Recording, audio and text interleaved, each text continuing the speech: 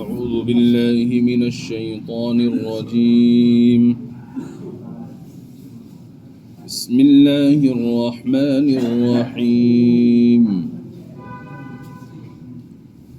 قل أعوذ برب الفلق من شر ما خلق ومن شر غاسق إذا وقب ومن شر النفاثات في العقد ومن شر حاسد إذا حسد صدق اللہ العظیم۔ آج جو سورہ مبارکہ تلاوت کی گئی ہے یہ سورۃ الفلق ہے۔ اس کے بعد کی جو سورت ہے اس کا نام سورۃ الناس ہے، اور یہ میں پہلے عرض کر چکا ہوں یہ دونوں سورتیں معوذتین کہلاتی ہیں، اور دونوں صورتیں حضور اکرم صلی اللہ تعالی علیہ وآلہ وسلم پر ایک ہی بار میں اور ایک ہی واقعے میں نازل ہوئی ہیں۔ واقعہ مختصر یہ ہے، حضور اکرم صلی اللہ تعالی علیہ وآلہ وسلم پر ایک یہودی نے جادو کرنے کی کوشش کی، تو اللہ تبارک و تعالی نے یہ دونوں صورتیں نازل فرمائیں کہ ان دونوں صورتوں میں جادو دور کرنے کا طریقہ آپ کو بتایا گیا، کس طرح سے آپ کو اللہ تبارک و تعالی کی پناہ مانگنی ہے۔ آپ علیہ الصلاۃ والسلام نے ان صورتوں کے نازل ہونے کے بعد میں ان صورتوں کو پڑھ کر جو گرہا اس میں لگی ہوئی تھی رسی میں یا بالوں میں وہ کھلتی چلی گئیں، اور آپ یہ آیت مبارکہ پڑھتے چلے گئے۔ 11 آیات ہیں دونوں صورتوں میں، اور 11 ہی گرہیں اس میں لگی ہوئی تھی، تو باری تعالیٰ نے ان دونوں سورہ مبارکہ کی برکت سے اس جادو کے اثر کو زائل فرما دیا۔ تو اللہ تبارک و تعالیٰ نے اس سورہ مبارکہ میں اول یہ ارشاد فرمایا قل اعوذ برب الفلق، کہو کہ میں صبح کے مالک کی پناہ مانگتا ہوں۔ صبح کے مالک کی پناہ مانگتا ہوں، اس کی تفسیر میں کل عرض کر چکا ہوں۔ من شر ما خلق، دوسری آیت میں ہے ہر اس چیز کے شر سے جو اس نے پیدا کی ہے۔ تمام چیزیں اللہ تبارک و تعالی ہی کی پیدا کی ہوئی ہیں۔ اب کسی چیز کے اندر اگر کوئی شر ہے تو اس شر سے پناہ مانگنے کی اللہ تبارک و تعالی نے ہمیں ہدایت دی ہے کہ جتنی بھی چیزیں میں نے پیدا کی ہیں ان چیزوں میں اگر کوئی شر ہے تو اس شر کو دور کرنے والا بھی میں ہوں، لہذا اگر کسی مخلوق میں کوئی شر ہے تو تم اس سے اللہ تبارک و تعالی کے یعنی میری پناہ مانگ لو، تو میں اپنے فضل سے اس شر سے تمہاری حفاظت کر لوں گا۔ پھر آگے ارشاد فرمایا اچھا شر جو ہے وہ کسی کی بھی طرف سے ہو سکتا ہے، شیاطین کی طرف سے کوئی تکلیف پہنچے، انسانوں کی جانب سے کوئی تکلیف پہنچے، جناتوں کی جانب سے کوئی تکلیف پہنچے، غرض یہ ہے کسی بھی طرف سے جو تکلیف پہنچ رہی ہے وہ شر ہے، تو اس شر کو دور کرنے والی ذات، اس تکلیف کو دور کرنے والی ذات اللہ رب العزت کی ہے۔ لہذا جب تمہیں کبھی شر پہنچے، کسی کی جانب سے کوئی تکلیف پہنچے، تو اس تکلیف کو دور کرنے والی ذات اللہ تبارک و تعالی کی ہے، لہذا تمہیں اللہ تبارک و تعالی ہی کی جانب متوجہ ہونا چاہیے اور دعا مانگنی چاہیے من شر ما خلق، کہ ہر اس چیز کے شر سے میں پناہ مانگتا ہوں جو اللہ تبارک و تعالی نے پیدا کی ہے۔ وَمِن شَرِّ غَاسِقٍ إِذَا وَقَبَ، اور اندھیری رات کے شر سے جب وہ پھیل جائے۔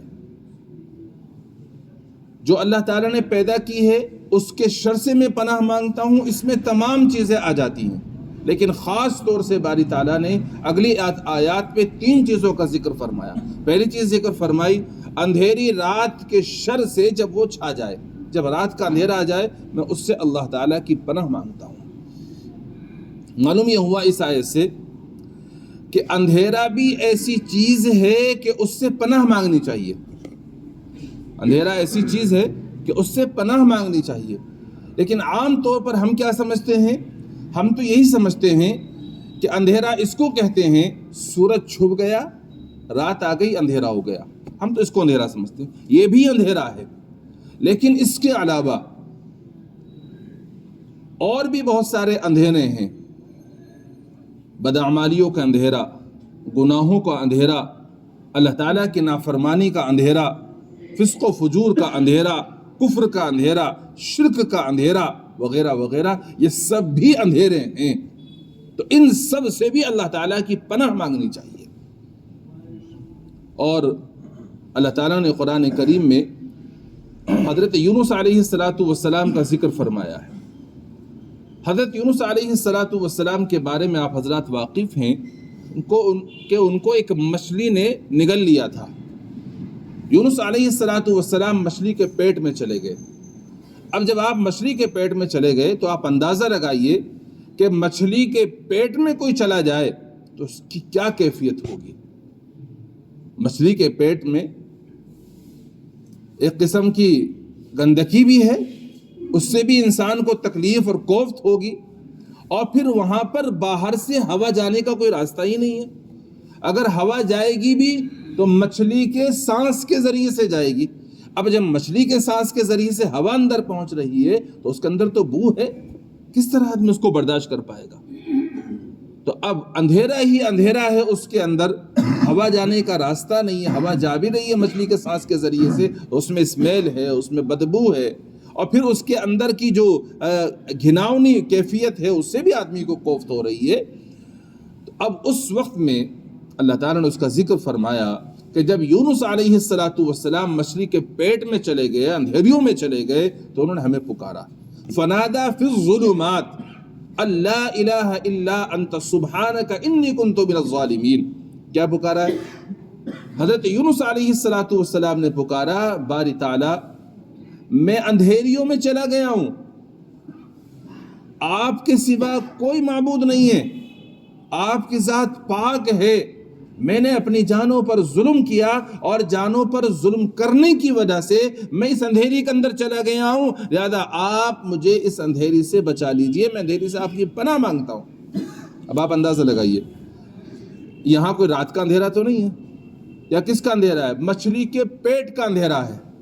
اور جو ایک حضرت یونس علیہ السلام سے جو ایک چوک ہو گئی تھی، اس کی وجہ سے باری تعالیٰ نے مچھلی کو حکم دیا تھا کہ ان کو نگل لو، تو اس کو اندھیری سے تعبیر کیا جا رہا ہے۔ تو اللہ تبارک و تعالیٰ نے فرمایا کہ یونس علیہ السلام نے جب ہمیں پکارا تو ہم نے کیا کیا؟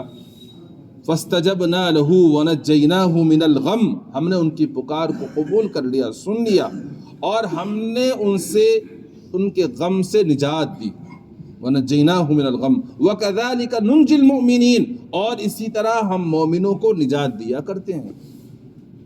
کیا معلوم ہوا کہ یونس علیہ السلام مچھلی کے پیٹ میں چلے گئے، انہوں نے اللہ تبارک و تعالیٰ کو پکارا کہ باری تعالیٰ میں نے اپنی جان پر ظلم کیا، اور ظلم کرنے کی وجہ سے میں اندھیریوں میں چلا گیا ہوں، اس اندھیری سے نکالنے والی ذات آپ ہی کی ہے، لہذا میں اندھیری سے آپ کی پناہ مانگتا ہوں، آپ اپنا فضل فرما کر مجھے اندھیریوں سے نکال دیجئے۔ باری تعالیٰ فرماتے ہیں جب یونس نے ہمیں پکارا تو ہم نے اس کی پکار کو سنا، قبول کیا، اور ہم نے اس کو نجات دے دی، اور اس کو ہی نہیں دی بلکہ ہم اسی طرح سے ایمان والوں کو نجات دیا کرتے ہیں۔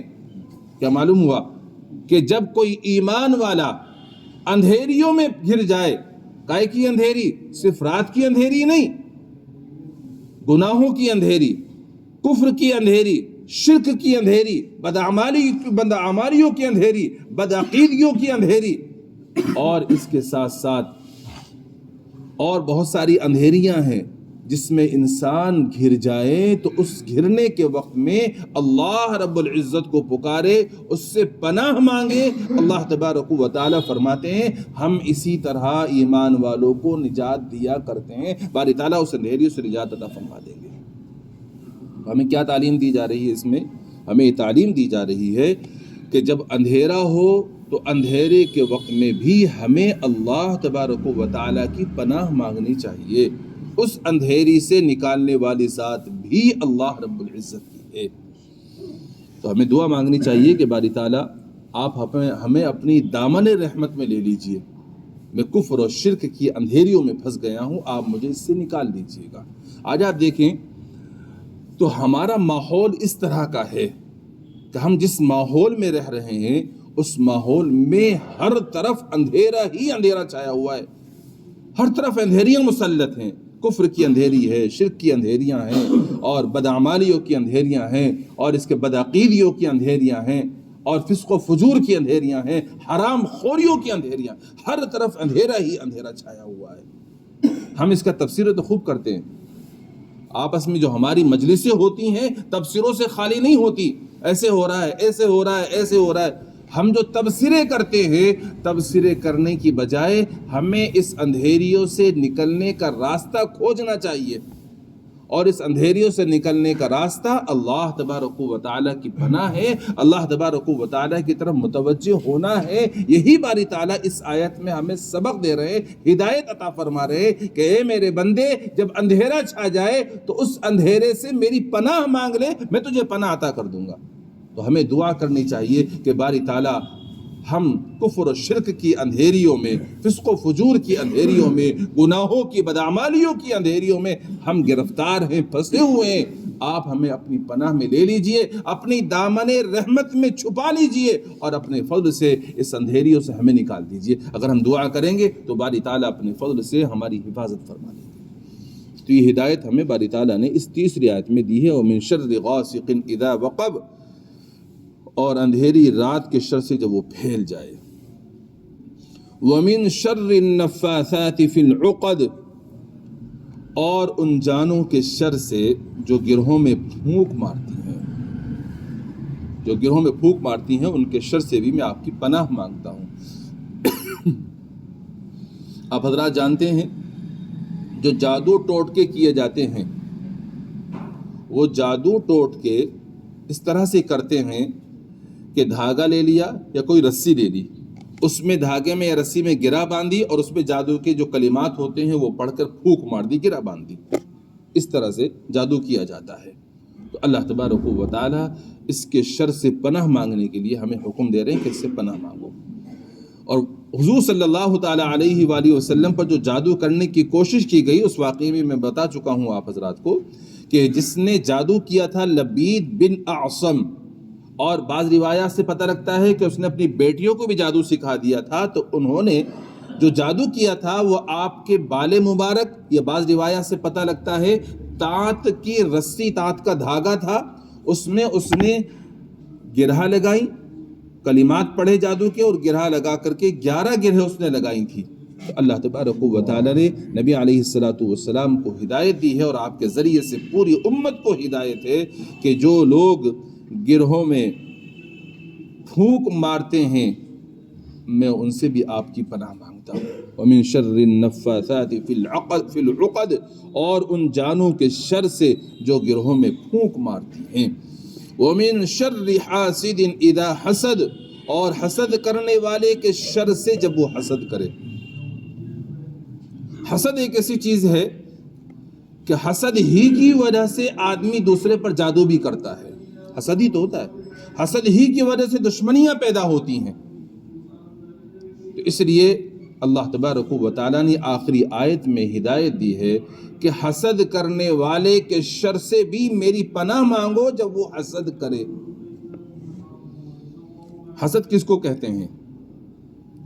حسد کہتے ہیں اللہ تبارک و تعالیٰ نے کسی کو نعمت عطا فرمائی، اب اس نعمت کو جو اس نے دیکھا کہ اس کو نعمت ملی ہے، وہ دوسرا آدمی کے دل کے اندر یہ تمنا، یہ خواہش ہو رہی ہے کہ یہ نعمت اس سے چھن جائے، یہ نعمت اس سے دور ہو جائے، اس کو حسد کہا جاتا ہے۔ اور یہ بھی تمنا کرتا ہے حسد کرنے والا کہ یہ نعمت اس سے چھن جائے، مجھے ملے نہ ملے بھلے، اس سے اسے کیوں نعمت مل گئی، حسد یہ نعمت مل گئی ہے، اس کو حسد کہا جاتا ہے۔ اللہ تبارک و تعالیٰ کسی کو شہرت دے دیتے ہیں، کسی کو مقبولیت عطا فرما دیتے ہیں، باری تعالیٰ کسی کو علم میں ترقی دے دیتے ہیں، باری تعالیٰ کسی کو پیسوں میں اضافہ فرما دیتے ہیں، تو دوسرے لوگ اس کی وجہ سے حسد کرنے لگ جاتے ہیں۔ تو یہ حسد بہت بری چیز، بہت ہی بری چیز ہے حسد۔ لیکن یاد رکھیے گا حسد کے ساتھ ساتھ ایک لفظ آتا ہے رشک کا. رشک کا مطلب یہ ہوتا ہے ایک آدمی نے دیکھا کہ فلاں کو یہ نعمت ملی ہے، اب جس کو نعمت ملی ہے وہ آدمی تمنا کر رہا ہے یہ نعمت مجھے بھی مل جائے، جیسا علم اس کو ملا ہے ویسا علم مجھے بھی حاصل ہو جائے، جیسا حافظہ اللہ نے اس کو عطا فرمایا ویسا حافظہ مجھے بھی عطا ہو جائے، جیسے روپیے پیسے اس بندے کے پاس ہیں ویسے روپیے پیسے مجھے بھی مل جائیں. یہ رشک کہلاتا ہے، اور یہ رشک جو ہے جائز ہے، یہ بری چیز نہیں ہے، بلکہ دین کے معاملات میں تو رشک اچھی چیز ہے. آپ نے پہلے بھی سنا ہے اگر ہم دین کے معاملے میں کسی کو آگے بڑھتا ہوا دیکھیں تو ہمیں اس کی تمنا کرنی چاہیے کہ میں بھی آگے بڑھوں. ایک فاستبقوا الخیرات، خیر کے کاموں میں ایک دوسرے سے آگے بڑھنے کی کوشش کرنی چاہیے، پسندیدہ چیز ہے. تو اگر ہم نے کسی کو کوئی نعمت میں دیکھا اور ہم نے دل میں یہ نیت کری اور دعا کی کہ جیسی نعمت اس کو ملی ہوئی ہے ویسی نعمت مجھے مل جائے، تو یہ جائز ہے، یہ رشک کہلاتا ہے، اس میں کوئی حرج نہیں ہے، اچھی چیز، دین کے معاملے میں اچھی چیز ہے. باقی حسد جو ہے کہ اس کو جو نعمت ملی ہے یہ اس سے چھن جائے، اس سے دور ہو جائے، خواہ مجھے ملے نہ ملے، یہ حسد ہے اور یہ بہت بری چیز ہے. اور جو آدمی حسد کرتا ہے، یاد رکھو حسد کرنے والا حسد کی آگ میں خود جل رہا ہوتا ہے، خود اندر اندر گھٹ رہا ہوتا ہے وہ. اس لیے باری تعالیٰ نے حکم دیا ہے کہ جو محسود ہے، یعنی جس پر حسد کیا جا رہا ہے، اس بندے کو چاہیے کہ وہ اللہ تبارک و تعالیٰ کی پناہ مانگے کہ باری تعالیٰ میں آپ کی پناہ مانگتا ہوں حسد کرنے والے کے شر سے. جب وہ حسد کرے، جو بندہ پناہ مانگے گا اللہ تعالیٰ اپنے فضل سے حاسدوں کے حسد کے شر سے اس کی حفاظت بھی فرما لیں گے. اچھا، یہاں ایک بات اور ذہن نشین فرماتے چلے کہ بعض مرتبہ ایسا ہوتا ہے اللہ تبارک و تعالیٰ نے کسی بندے کو کسی نعمت میں ترقی عطا فرما دی، کوئی نعمت اس کو مل گئی، تو دل میں ایک کڑھن سی ہو جاتی ہے، اس کو کیوں مل گئی یہ نعمت؟ یہ غیر اختیاری چیز ہے. غیر اختیاری طور پر دل میں اس طرح کے خیالات آ جاتے ہیں. اگر دل میں اس طرح کے خیالات آتے ہیں تو اس پر پکڑ نہیں ہوتی. امام غزالی رحمۃ اللہ علیہ فرماتے ہیں یہ غیر اختیاری ہے، اس پر پکڑ نہیں ہوتی ہے. لیکن اگر یہ خیال آ جائے تو ہمیں اس خیال کو بھی جگہ نہیں دینی چاہیے، دور کرنے کی کوشش کرنی چاہیے. اگر ہم نے اس خیال کو دل میں جما لیا تو یہ بھی پھر حسد پیدا کر دے گا، دشمنیاں اس سے پیدا ہو جائیں گی. تو اگر کسی کو نعمت ملی ہے اور نعمت مل کر کے دل میں یہ کڑھن ہو رہی ہے یہ نعمت اس کو کیوں مل گئی، تو یہ غیر اختیاری طور پر ہے، یہ پکڑ نہیں ہوگی. لیکن اگر ہم نے اس کو جما لیا تو اس کے جمانے کی صورت میں دل میں حسد آ جائے گا اور یہ بری چیز ہو جائے گی پھر. اس لیے اگر کسی کے دل میں اس طرح کی کیفیت ہوتی ہے تو ہمیں اس کو دور کرنے کی کوشش کرنی چاہیے. امام غزالی رحمۃ اللہ علیہ اس کا علاج بتا رہے ہیں. اس کا علاج کیا ہے؟ فرمایا ایک تو اس کا علاج یہ ہے کہ بندہ اللہ تعالیٰ کی بارگاہ میں استغفار کرے کہ اللہ میرے دل میں یہ خیال آ رہا ہے، میں آپ سے اس کے بارے میں معافی طلب کرتا ہوں، مجھے معافی عطا فرما دیجئے. ایک تو یہ کام کرے. اور دوسرے، جس بندے کے تعلق سے دل میں یہ خیال آ رہا ہے اس کے لیے باری تعالیٰ کی بارگاہ میں دعا کرے اور یہ کہے کہ یا اللہ آپ نے جو اس کو مال دیا ہے، مطلب جس نعمت کے بارے میں بھی دل میں خیال آ رہا ہے، مال دیا ہے تو، علم دیا ہے تو، شہرت دی ہے تو، مقبولیت اس کو عطا فرمائی گئی ہے، تو ہم یہ دعا کریں کہ باری تعالیٰ آپ نے جو اس کو مقبولیت عطا فرمائی ہے اس کی مقبولیت میں مزید اضافہ فرما دیجئے. آپ نے جو اس کو شہرت دی ہے مزید شہرت دے دیجئے. آپ نے اس کو جو مال و دولت عطا فرمایا اور مزید مال و دولت عطا فرما دیجئے. فرمایا یہ بڑی بھاری چیز ہے، دل پر بڑا زور پڑے گا یہ دعا کرتے ہوئے، مگر یہ اس کا علاج ہے حسد سے بچنے کا کہ ہم دل میں اس بندے کے متعلق جس کے دل کے بارے میں ہمارے دل میں خیال آ رہا ہے یہ دعا کریں اس کے لیے. اور تیسرا کام، لوگوں میں اس کی تعریف کریں کہ فلاں بندہ اللہ کا نیک بندہ ہے، فلاں اچھا بندہ ہے. اگر ہم اس کی تعریف کریں گے، 3 کام اگر کر لیں گے تو اس کی وجہ سے باری تعالیٰ حسد سے ہماری حفاظت فرما دیں گے. پہلا کام یہ ہے کہ استغفار کریں، اور دوسرا کام یہ ہے کہ تو اس کے لیے باری تعالیٰ کی بارگاہ میں دعا کریں. تیسرا کام یہ ہے لوگوں میں اس کی تعریف کریں. یہ تینوں کاموں سے آدمی پھر حسد کے گناہ سے بچ جائے گا، حسد وہ دل میں نہیں رکھ پائے گا. تو بہرحال باری تعالیٰ نے ارشاد فرمایا وَمِن شَرِّ حَاسِدٍ اِذَا حَسَد، اور حسد کرنے والے کے شر سے میں پناہ مانگتا ہوں جب وہ حسد کرے. تو باری تعالیٰ نے اس سورہ مبارکہ کے اندر ہمیں کچھ چیزوں سے پناہ مانگنے کا حکم دیا. پہلی چیز تو ہمیں یہ فرمایا کہ جو چیزیں اللہ تعالیٰ کی مخلوق ہیں ان کے شر سے پناہ مانگو. پھر ایک ایک کر کے 3 چیزیں بتائیں. اندھیری رات کے شر سے جب وہ چھا جائے، اور گروہوں میں پھونک مار مار کے جو پڑھنے والی ہیں ان کے شر سے، پڑھنے والا ہو یا پڑھنے والی ہوں. اور تیسرے یہ حسد کرنے والے کے شر سے جب وہ حسد کرے. تو ہمیں چاہیے کہ ہم اس سورہ مبارکہ کو پڑھا کریں، صبح اور شام اس کو پڑھا کریں. اور جب بھی دل میں لگ رہا ہے کہ فلاں آدمی ہم سے حسد کر رہا ہے، اور فلاں آدمی ہمیں یا فلاں جنات یا وغیرہ وغیرہ ہمیں شر نقصان پہنچا سکتے ہیں، تو اس سورہ مبارکہ کا اور اس کے بعد والی سورتوں کا ورد کریں. باری تعالیٰ اپنے فضل سے ان سورہ مبارکہ کی برکت سے ہر قسم کے شرور و فتن سے حفاظت فرما لیں گے. اللہ رب العزت سے دعا ہے اپنا فضل فرما کر ہر قسم کے شر سے تمام ایمان والوں کی حفاظت فرما لے، خصوصاً حسد کرنے والوں کے شر اور فتنے سے پوری امت مسلمہ کی اپنے فضل سے حفاظت فرما لے. سبحان اللہ بحمدہ، سبحانک اللہم بحمدک، ونشہد ان لا الہ الا انت، نستغفرک ونتوب الیک. سبحان ربک رب العزت عما یصفون، وسلام علی المرسلین والحمد للہ رب العالمین.